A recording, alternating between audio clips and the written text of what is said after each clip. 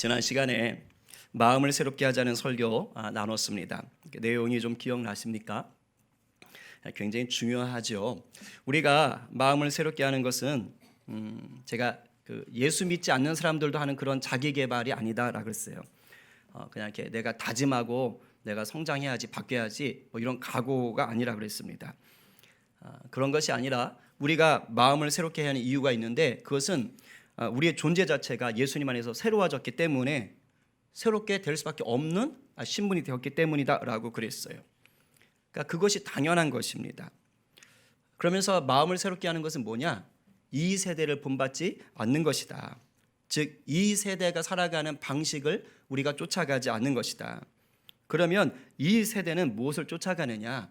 두 가지라 그랬어요. 끊임없이 이 땅의 것만을 추구하게 하고 또 끊임없이 자기가 주인 되게 만든다. 그것이 이 세대의 방식이라고 그랬습니다.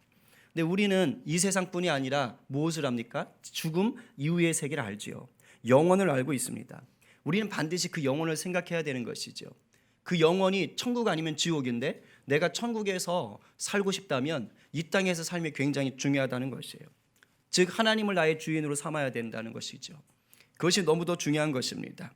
그래서 우리 가운데 우리를 새롭게 하신 그 성령의 음성에 내 자아가 항상 내 의지가 순종해야 된다. 내 자아의 목소리가 아니라 성령님의 음성에 나의 의지가 순종해야 된다라고 말씀을 드렸습니다. 어떠셨습니까, 여러분? 한 주를 사시면서 얼마나 성령님의 음성에 청종하셨습니까? 어제 예배팀 모임을 하는데 한 형제가 그런 고백을 해요.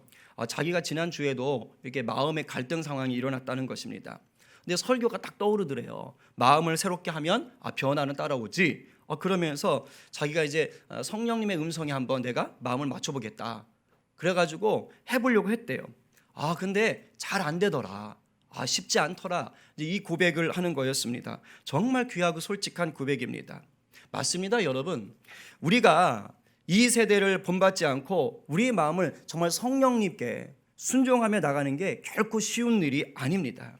이게 누구나 다 쉽게 되어지는 일이었다면 오늘날 이 땅의 교회가 이렇게 세상 사람들에게 비난당하고 욕을 얻어먹지는 않을 거예요. 그래서 제가 원래 오늘은 말에 대해서 설교를 하려고 계획을 짜놨는데 지난 주에 한 수요일을 넘어가면서 성령께서 한 번 더 이 마음에 대해서 다루기를 원하셨어요. 그래서 제가 또 기도하면서 하나님 앞에 마음을 받고 오늘 다시 마음에 대해서 한 번 더 설교를 하게 되는 것입니다. 특별히 오늘은 생각에 초점을 좀 맞추겠습니다. 여러분, 마음과 생각은 같은 겁니까? 다른 겁니까?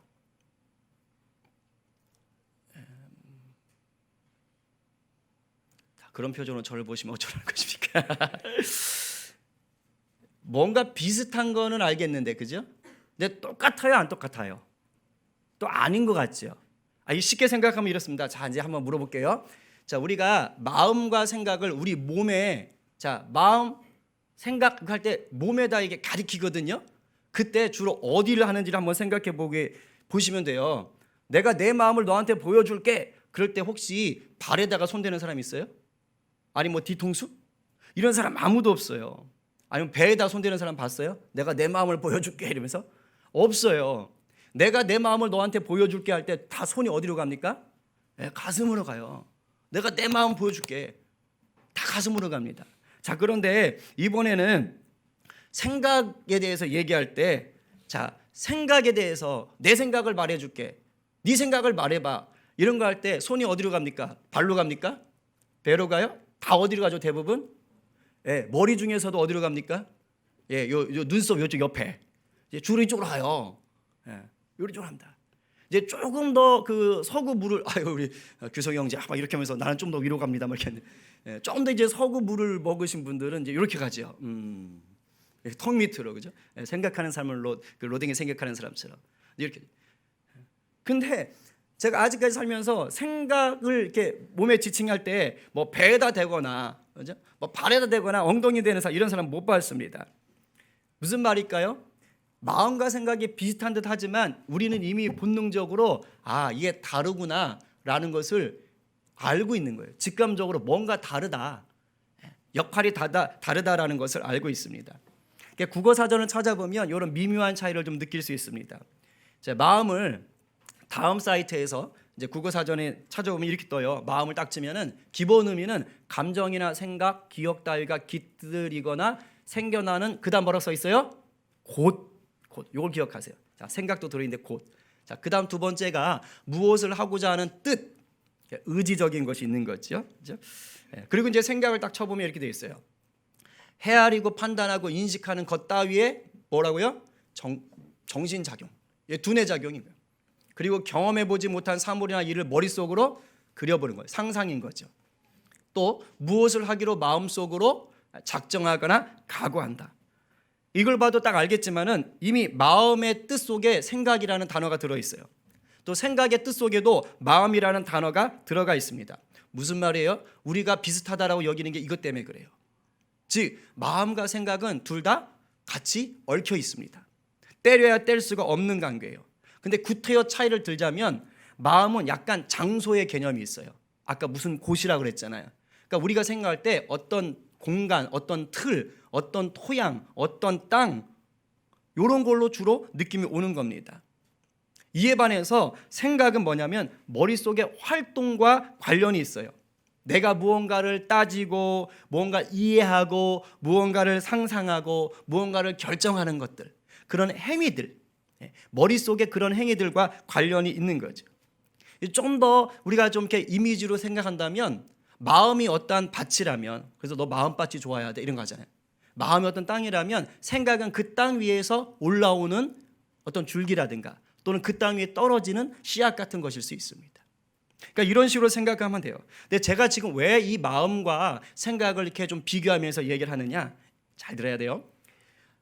마음을 새롭게 한다라는 것이요, 대부분은 생각을 새롭게 하는 차원이에요. 내가 마음을 새롭게 해야 됩니다라는 게 사실은 뭐냐, 내 생각을 다루는 작업이에요. 그래서 우리가 마음을 새롭게 하려면 우리의 생각을 처리하는 법에 대해서 알아야 됩니다. 이게 굉장히 중요해요. 여러분 한번 잘 생각해 보십시오. 여러분들의 마음이 괴롭거나 슬플 때 왜 괴롭거나 왜 슬픈 거예요?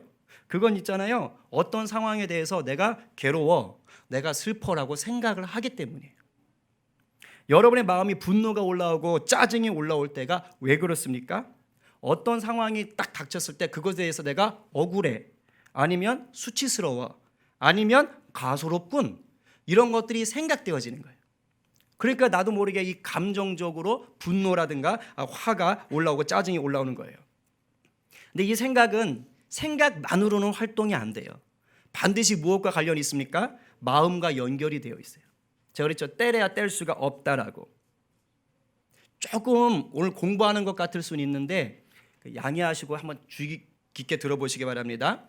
생각은요, 어떻게 작용하냐면 한 사람의 마음속에 차곡차곡 쌓여있는 지식의 기억들, 감정의 기억들, 또 체험의 기억들을 통해서 작용해요.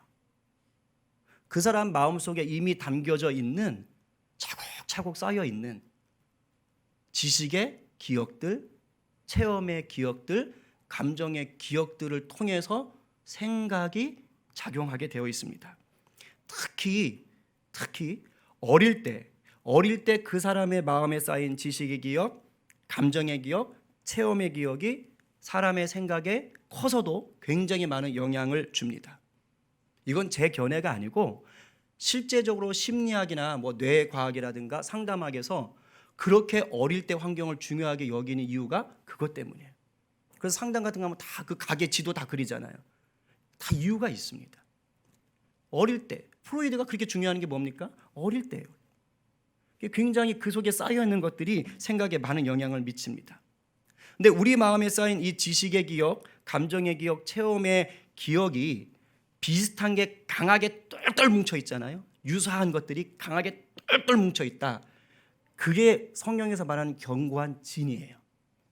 견고한 진. 근데 성경은 이제 주로 부정적이죠. 근데 우리 속에 쌓여 있는 그 비슷한 생각, 기억, 지식의 체험, 어떤 감정의 그것이 똘똘 뭉쳐 있으면 이게 건전한 기억이면 그래도 마음이 건강합니다. 하지만 그 똘똘 뭉쳐 있는 게 암덩어리 같잖아요. 그런 나쁜 기억 덩어리잖아요. 그럼 마음이 병들어 있는 거예요. 병들어 있는 상태가 되는 거예요. 그것들에 따라서 이 생각이 작용하는 거예요. 그래서 생각은 마음의 영향을 받고 마음도 역시 생각의 영향을 받습니다. 제가 너무 중요하기 때문에 이 마음이 작동하는 전체 과정을 이제 다음 주, 그 다음 주까지 계속해서 한번 연관해 볼 텐데, 과정을 제가 이미지로 한번 보여드릴게요. 참고로 이 이미지는 그냥 인터넷에서 긁어왔습니다. 그래서 보겠습니다. 자, 5가지 단계인데요. 첫 번째 단계는 삶의 경험이에요. 그러니까 우리가 정보를 얻는 거예요. 뭘로? 오감으로. 그래서 시각, 촉각, 후각, 미각, 청각 뭐 이런 걸로 그냥 딱 일상에서 뭔가를 막 받아들이는 겁니다. 그럼 그 다음에 이것을 받은 다음에 우리가 어떻게 되느냐? 자, 다음 보여주세요. 생각을 하게 되는 거예요. 두뇌 작용이 들어가는 거예요. 이게 뭐지? 라고 생각하는 거예요. 그러니까 지식적인 것이 주로 많지요. 이게 뭐지? 라고 해요.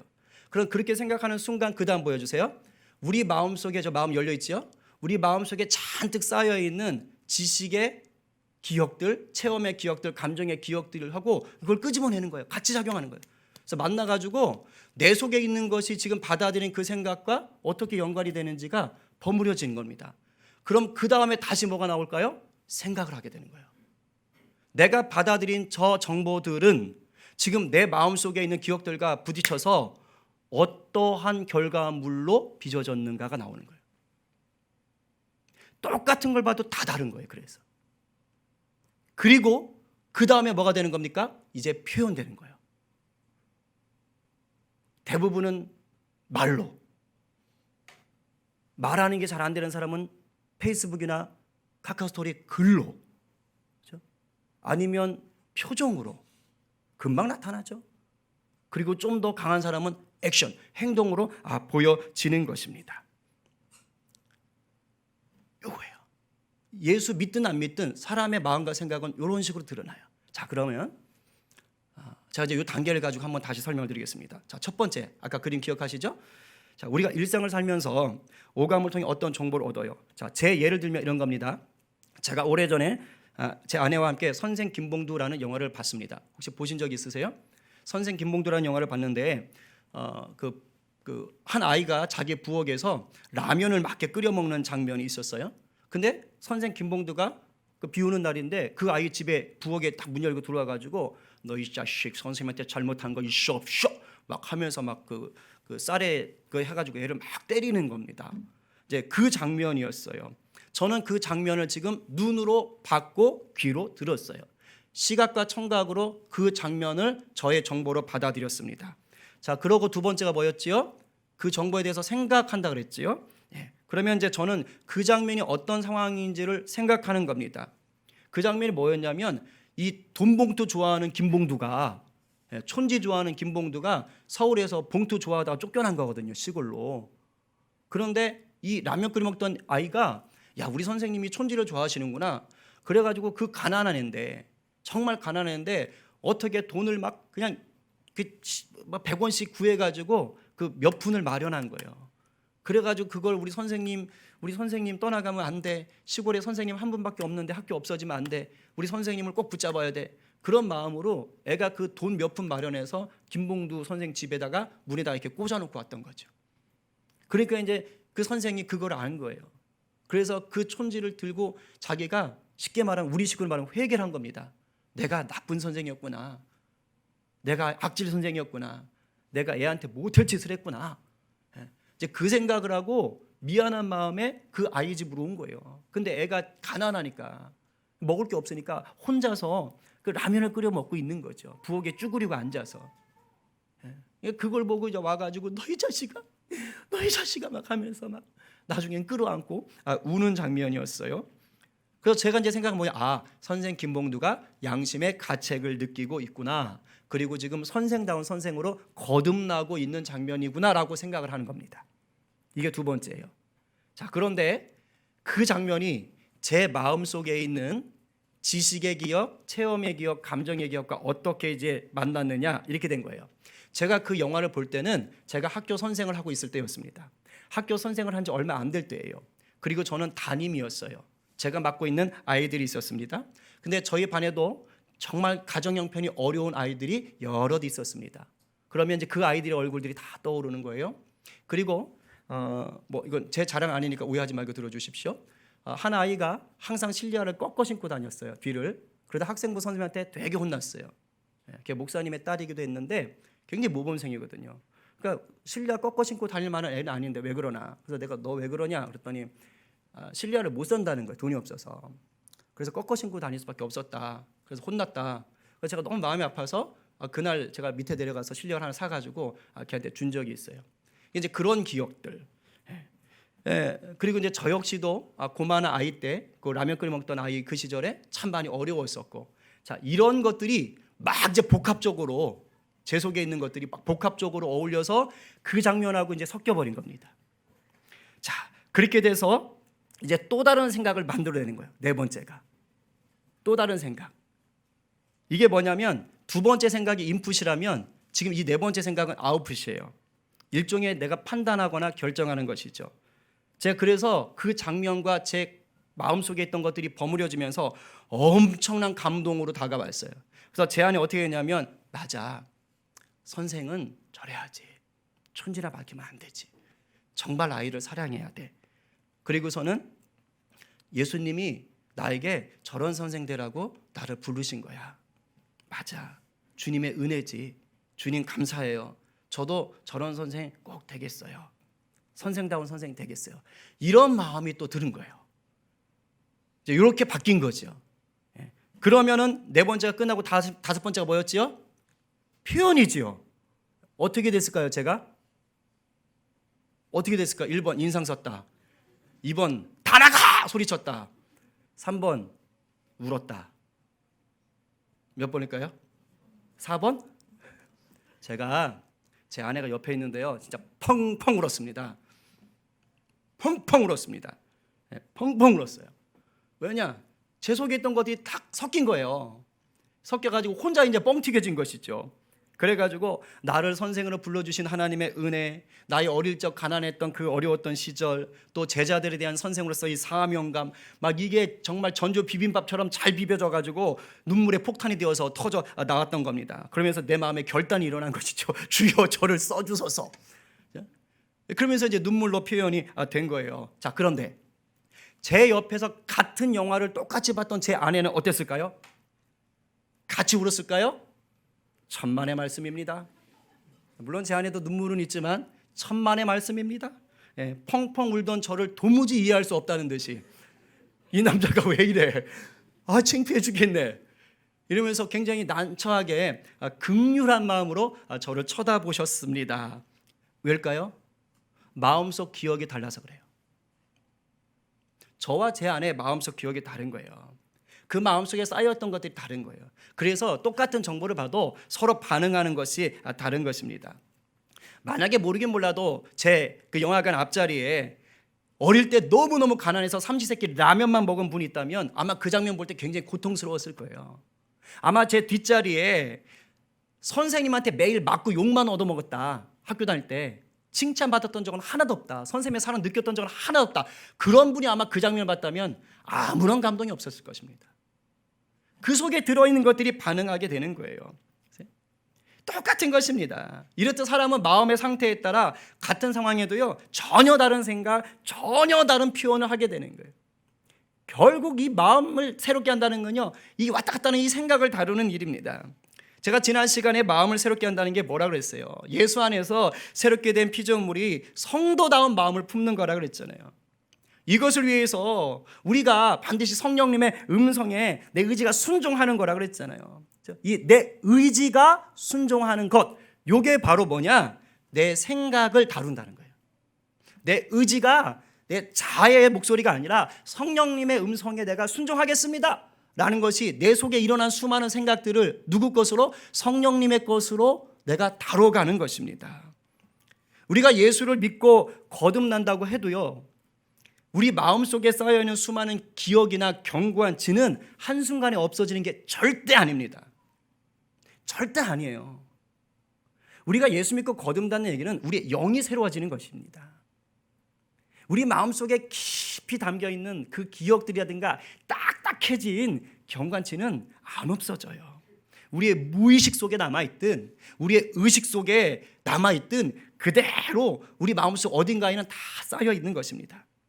그러다가 살면서 어떤 환경, 어떤 상황이 딱 부딪히면 그때 내 마음속에 있는 기억들이 또 다른 생각하고 막 부딪혀서 또 다른 생각을 만들어내는 거예요. 이럴 때 성령의 다스림을 받는 사람은 하나님이 기뻐하는 생각을 만들어내고 하나님이 기뻐하는 표현을 하는 겁니다.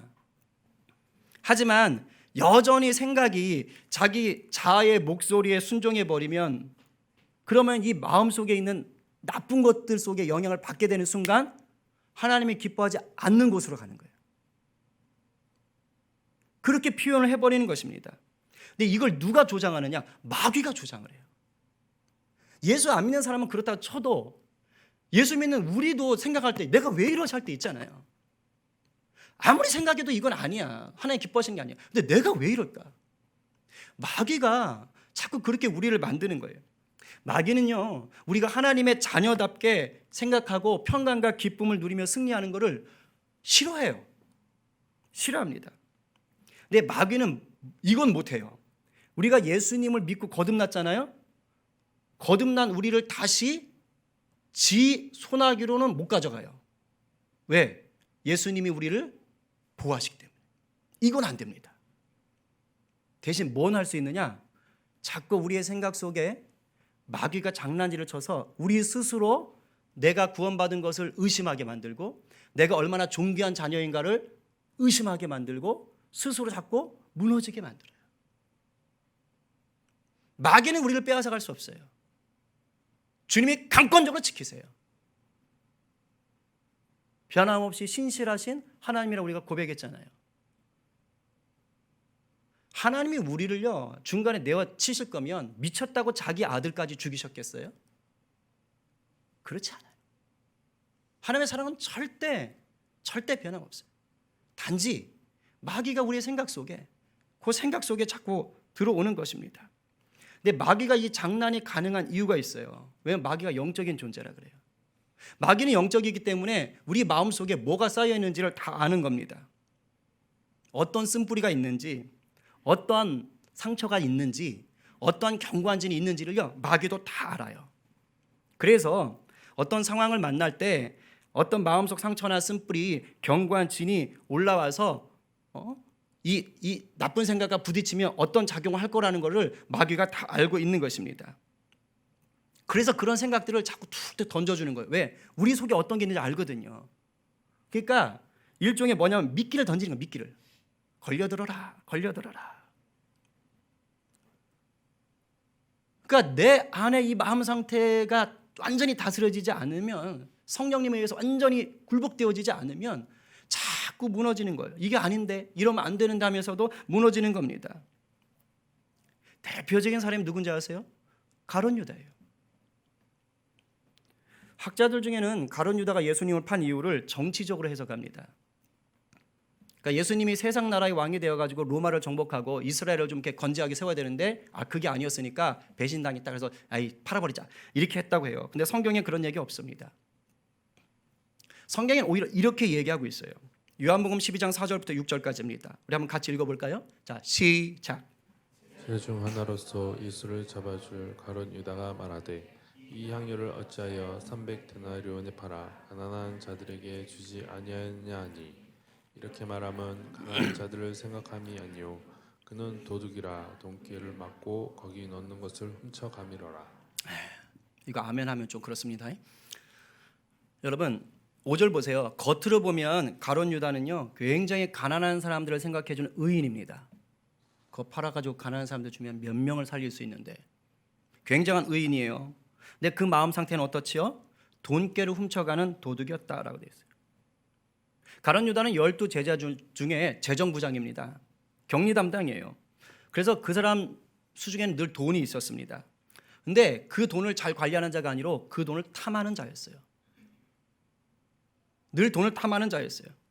그러니까 나사렛 동생 마리아가 그 예수님의 은혜에 감격해가지고 자기 향유옥합을 깨서 그 향유 머리털로 향유를 적셔가지고 예수님의 발을 닦아줄 때 말로는 가난한 사람을 도와주라고 했지만 사실은 뭐예요? 저걸 팔아서 가난한 사람을 도와주라고 나한테 돈을 맡기면 그 중에 내가 얼마를 빼돌릴 수 있었던 거예요. 지금 그 생각을 하고 있었던 것입니다. 마귀가 지금 가룟 유다에게 어떤 장난을 친 겁니까? 예수를 팔려는 생각을 집어넣어요. 그 마음을 보고. 성경에 있습니다. 요한복음 13장 2절 말씀. 자, 다 함께 시작. 마귀가 벌써 시몬의 아들 가룟 유다의 마음에 예수를 팔려는 생각을 넣었더라. 여러분 보세요. 가룟 유다는요, 예수님을 대적하던 바리새인도 아니고요, 서기관도 아니고 심지어 로마인도 아니에요. 누구예요? 12제자예요. 3년을 예수님과 같이 밥 먹고 자고 누구보다 말씀을 많이 들었던 제자 중에 최측근입니다. 그런데 어떻게 이런 생각을 할 수 있죠? 어떻게 예수님을 팔 생각을 할 수 있죠? 우리도 그렇잖아요. 그렇게 친한 사람, 아유 저걸 그냥 있잖아요. 너 어떻게 이런 생각을 할 수 있어요? 상식적으로는 이해가 안 돼요. 어떻게 예수님의 제자가 예수님을 팔 생각을 해? 어떻게? 그런데 마귀는 지금 가룟 유다에게 예수님을 팔라는 생각을 집어넣었어요. 이게 가능했던 이유가 뭔지 아세요? 가룟 유다의 마음밭 때문에 그래요. 이미 가룟 유다의 마음밭에 뭐가 들어있는 거예요? 돈을 사랑하는 마음, 탐욕, 돈을 훔쳤던 죄가 쌓여 있는 거예요. 마귀는 그걸 알고 있었어요. 그래서 예수를 팔 마음을 딱 집어넣는 거. 왜요? 그 속에 갖고 있던 그 마음들, 그 견고한 진들이 이제 딱 만날 것이니까. 미끼 던진 거예요. 미끼 던진 거. 가룟 유다 속에는 그 나쁜 마음들이 더 나빠지게 하려고요, 미끼를 던진 것입니다. 만약에 가룟 유다가 정말 성령 앞에서 충만해가지고 그런 생각이 들었을 때 성령님 이게 무슨 뜻이죠? 물어봤었다면 아마 이겨냈을 거예요. 근데 그렇진 않았던 거예요. 성령의 음성에 청종하지 않았던 거예요. 예수님과 함께 다녔지만 자아가 더 컸던 거예요. 마음속에 깊이 담겨있던 그 쓴뿌리와 탐욕 해결되지 않았던 것입니다. 저도 그래요. 여러분도 그렇잖아요. 정말 의도하지 않았는데 왜 내 안에서 나쁜 생각, 음란한 생각, 끔찍한 생각이 떠오르지요?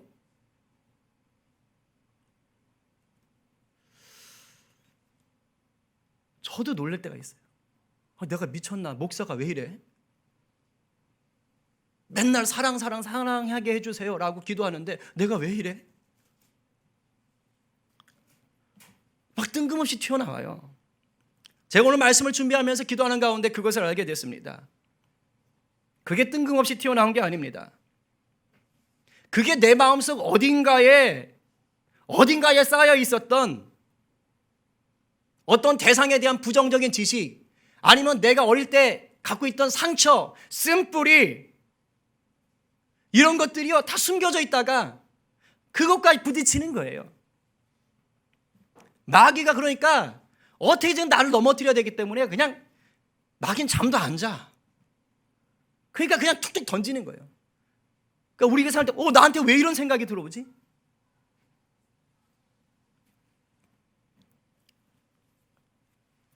경관진이 나쁘게 암덩어리처럼 형성되어 있는 사람은 어떤지 아세요? 참 쉽지 않아요. 가룟 유다처럼 돈에 대한 탐욕을 갖고 있는 분들이 이게 경관진이 되어 있잖아요. 그럼 예수를 잘 믿는 것 같아요. 근데 돈 문제만 엮이면 여지없이 넘어집니다. 여지없이 넘어져요. 게임이나 도박, 술이나 담배, 음란물 이런 거에 중독이 경관진입니다. 이 중독되잖아요. 그러면 다른 건 다 좋아요. 너무 괜찮아요. 신앙생활 너무 잘하는 것 같아요. 근데 딱 그것만 은밀하게 딱 던져지잖아요. 바로 무너져요. 그리고 내가 또 왜 이러나?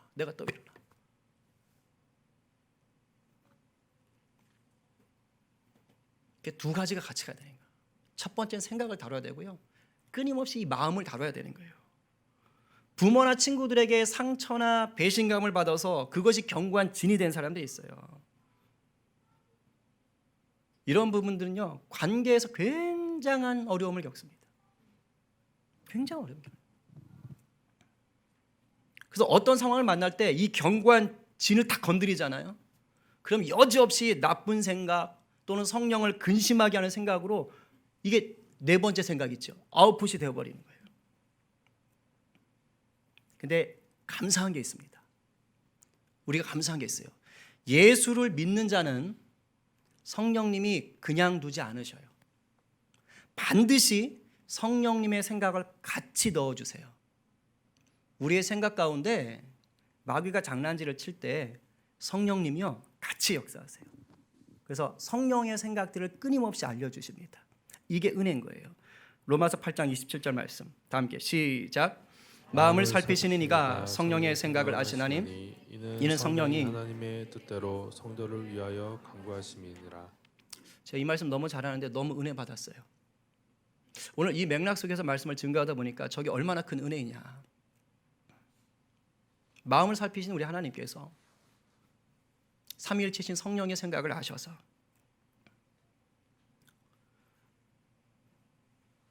성령이 하나님의 뜻대로 성도를 위하여 간구하십니다. 우리가 너무 지치고 낙담되고 괴로워서 차마 빌바를 알지 못할 때도 성령께서 돕고 계신 거예요. 그래서 우리 마음에는요 두 개의 생각이 서로 싸울 때가 많은 겁니다. 성령님이 주는 생각과 내 자아가 주인 노릇하려는 이 마귀의 유혹에 넘어가려고 하는 생각이 자꾸 싸우는 거예요. 근데 안타까운 것은 의외로 우리 성도들이 성령님이 주는 생각을 하면서도 불구하고 마귀가 주는 생각 또는 견고한 진에 묶여있는 이 생각에 넘어갈 때가 너무 많은 거예요. 자, 지금부터 이제 결론으로 가는데 이제 잘 들으시고요. 왜 그럴까요? 분명히 성령의 생각을 아는데도 불구하고 왜 넘어질까요? 그것은요 그만큼 내가 생각을 다루는 영적 근육이 약한 거예요. 내가 이 생각을 다뤄야 돼요. 처리해야 돼요. 근데 영적인 근육이 약해요. 그럼 어떻게 해야지만이 이 성령님이 주는 생각을 내가 붙잡고 내 마음이 승리하는 것으로 다뤄갈 수 있을까요? 어떻게 해야지 영적인 근육을 강하게 할 수 있을까요? 그게 오늘 본문인 겁니다. 그게 오늘 본문이에요. 우리 오늘 본문 다시 한번 읽어볼까요? 자, 6절 7절. 자, 시작.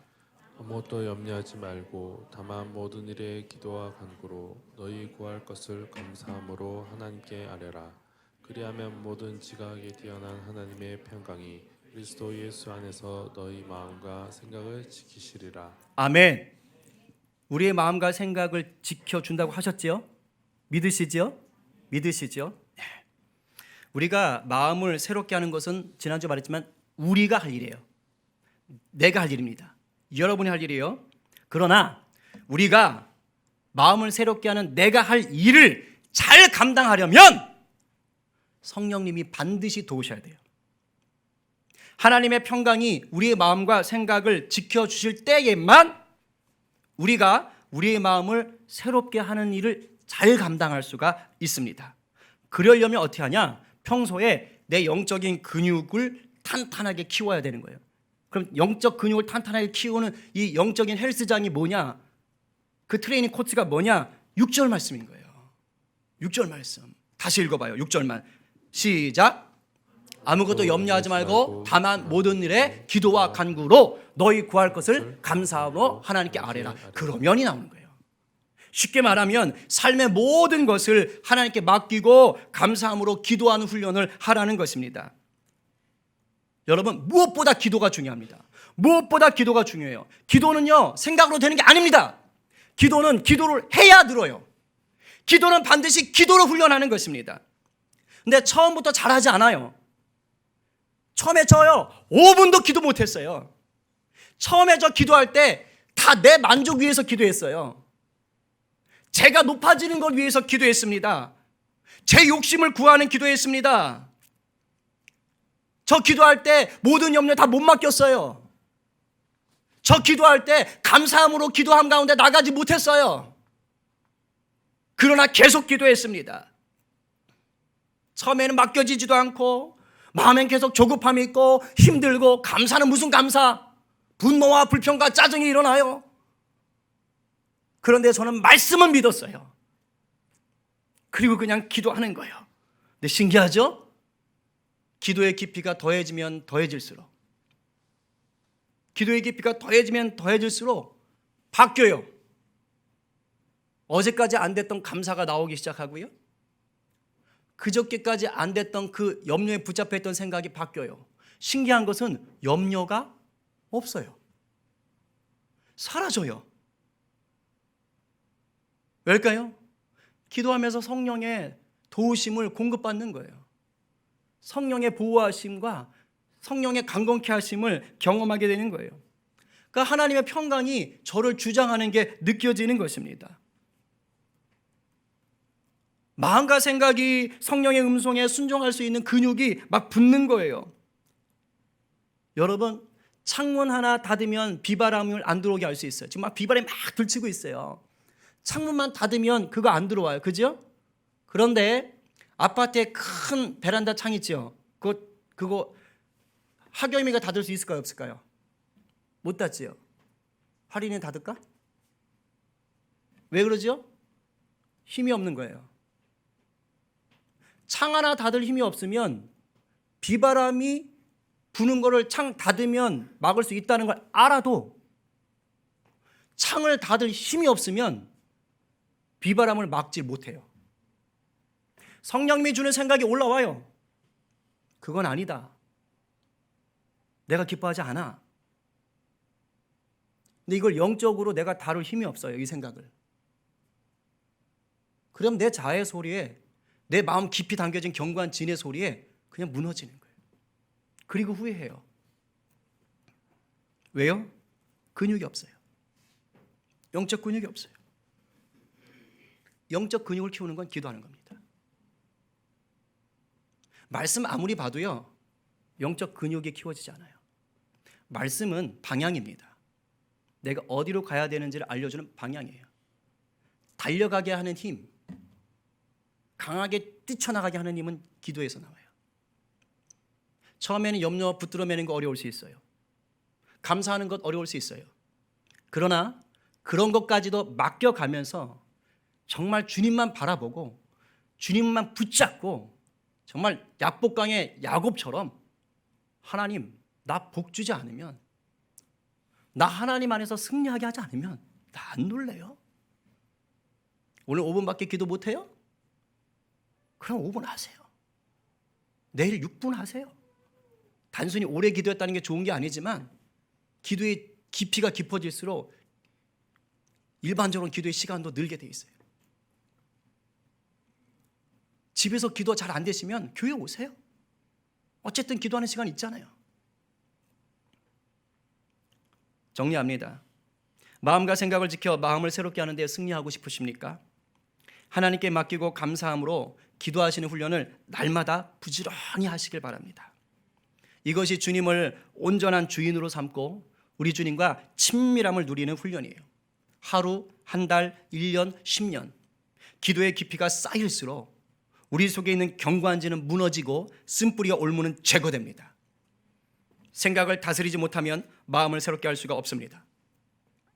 우리 모두 날마다 특별히 이 기도 훈련을 통해서 생각을 다스릴 수 있는 영적인 근력을 키우시고 그로 인해 하나님이 주시는 평강을 누리는 승리자 되기를 간절히 축원합니다.